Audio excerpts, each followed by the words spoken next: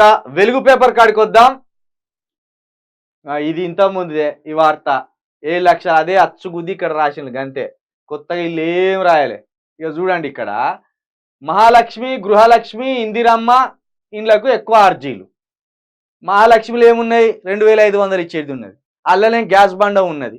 అందులోనే ఇదే ఈ మన ఉచిత బస్ ప్రయాణం ఉన్నది. ఇక గృహలక్ష్మిలో ఏమున్నది, గృహలక్ష్మి కింద ఇండ్లు ఉంటాయి. గృహలక్ష్మి కింద ఏమున్నాయి, గృహలక్ష్మి కింద 200 యూనిట్ల ఉచిత విద్యుత్ ఉన్నది కుటుంబానికి. ఒక్కటే అంశం పెట్టిండ్రు గృహలక్ష్మిలో, గృహజ్యోతిలో ఒక్కటే అంశం పెట్టిండ్రు, 200 యూనిట్ల ఫ్రీ కరెంటు పెట్టిండు. అది దానికోసం ఎవరైనా అప్లై చేస్తారు. ఇక ఇందిరమ్మ ఇండ్లు అనేది ఇది అది ఏది మూడో గ్యారంటీ, ఇది ఇందిరమ్మ నాలుగో గ్యారంటీ ఇందిరమ్మ ఇండ్లు. ఇందులో ఏంటిది 5 లక్షల రూపాయలు, అదేవిధంగా 250 గజాల జాగా అన్నారు. ఇది ఇచ్చే పని కాదు, ఇది ముంచే పని. ఇది ఇచ్చే ఉద్దేశం లేకనే ముంచే ఉద్దేశంతో పనులు చేస్తాను. ఇక వీటికే ఎక్కువ అర్జీలు వచ్చినాయట. మరి అవును, ఇండ్లు లేవాయే, స్థలాలు లేవాయే. ఇల్లు జాగ కట్టుకోవాలంటే జీవితం అంతా ఆగమే అయిపోతాండే. ఇల్లు జాగ ఉండడానికే జీవితం సరిపోదు, ఇల్లు కడతాం. ఇల్లు జాగ కొన్నాడు ఏదో లోన్ తీసి కడతాడు, ఇంటి జాగే లేకపోయా. కాబట్టి వీటికే ఎక్కువ వచ్చినాయట. ఇక క్యాష్ టు ఇన్కమ్ అక్కర్లేదు, పింఛన్ వస్తున్న వాళ్ళు అప్లై చేసుకోవాల్సిన అవసరం లేదట. పింఛన్ వస్తున్న వాళ్ళు అప్లికేషన్ ఫారమ్స్ ఫ్రీగా ఇస్తున్నాం, అమ్మితే చర్యలు తప్పవని సర్కార్. ఆల్రెడీ తక్కువ పడ్డాయి, ఫామ్స్ తక్కువ పడ్డాయి. వాటి ఏం చేస్తాను, జిరాక్సులు తీస్తాను, అమ్ముతాను.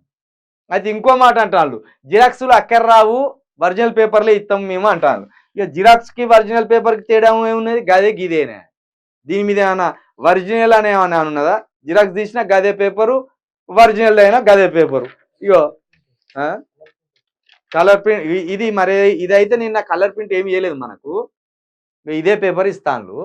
ఇక ఎగబడ్డారు అంటే ఎగబడ్డారు నిన్న ప్రజలు, మామూలుగా ఎగబడలే. ఇక ఉప ముఖ్యమంత్రిది ముఖ్యమంత్రిది ఇద్దరు ఫోటోలు అయితే బ్రహ్మాండంగా వేసుకున్నారు. రేవంత్ రెడ్డి ఎక్కడ కావాలి, నిన్న ప్రజా పరిపాలన దరఖాస్తాన్ని కనీసం ఓపెనింగ్ అనే చేసిపోవాలి కదా, ఓపెనింగ్ కూడా చేయలే, అంతా ఉప ముఖ్యమంత్రి. మరి దీన్ని బట్టి ఏమన్నా ముఖ్యమంత్రిని తీసేసే ఉద్దేశం ఉన్నదే, ఎందుకు కనబడతలేదు. ఏది చూసినా బట్టి విక్రమార్కే ఎక్కువ హైలైట్ అవుతాడు, బట్టి విక్రమార్క ఒక్కడే హైలైట్ అవుతాడు ఎక్కువ. దీన్ని బట్టి మరి రేవంత్ రెడ్డి గారికి ఏమన్నా కాలం కలిసి రాక పోయే కాలం వచ్చేటట్టున్నదా అర్థమైతే లేదు. ఏది ముఖ్యమంత్రిగా పోయే కాలం, మళ్ళా దీన్ని పెడార్థాలు తీసుకోవద్దు. అర్హులందరికీ గ్యారంటీలు, ఎవరు చెప్తాను ఇక్కడ, ఉప ముఖ్యమంత్రి చెప్తాను, ముఖ్యమంత్రి లేడు. రాష్ట్ర సంపదను ప్రజలకు అంకితం చేస్తాం. ముందు మీ సంపదను అంకితం చేయరు, మీరు దోసుకున్న సంపదను అంకితం చేయరు, తరతరాలుగా దోసుకుంటారు కదా. అంటే మీరంటే ఒక బట్టి విక్రమార్క కాదు, రాజకీయ నాయకులు. అది బీఆర్ఎస్ రాజకీయ నాయకులైనా, ఇప్పుడు ఉన్న కాంగ్రెస్ రాజకీయ నాయకులైనా, బీజేపీ రాష్ట్ర సంపదనేనట. ఎక్కడున్నది సంపద, 1,00,000 కోట్ల 6 లక్షల కోట్ల అప్పే ఉన్నదని చెప్తా అంటే రే, రాష్ట్ర సంపద ఎక్కడో ఉన్నది అంటే. ఇప్పుడు ఒకవేళ రాష్ట్ర సంపద అంటే కేసీఆర్ ఏమంటాడు, కేటీఆర్ ఏమంటాడు, మేము సంపదను పెంచినాం అంటే. ఉదాహరణకి ఇప్పుడు సెక్రటరియట్ ఉన్నది, సెక్రటరియట్ 100 కోట్లు 200 కోట్లు పెట్టి కట్టిన అనుకుందాం, అది అమ్ముకోగలమా మనం? అంకితం అంటే అలా పోయి ఫోటో తీసుకొని రావాలి, సెల్ఫీ కొట్టుకొని ఈ సంపద మాదే అని సెల్ఫీ కొట్టుకొని రావాలి. ఉంటే కదా మాకు పంచడానికి ఇవ్వడానికి. 3 ఎకరాల భూమి అని ఆయన నమ్మించి నాగం చేసిండు. మీరు ఉన్నాయి ఇక మీరు ఎకరం కూడా కాదు 250 గజాలే ఇస్తానంటాను.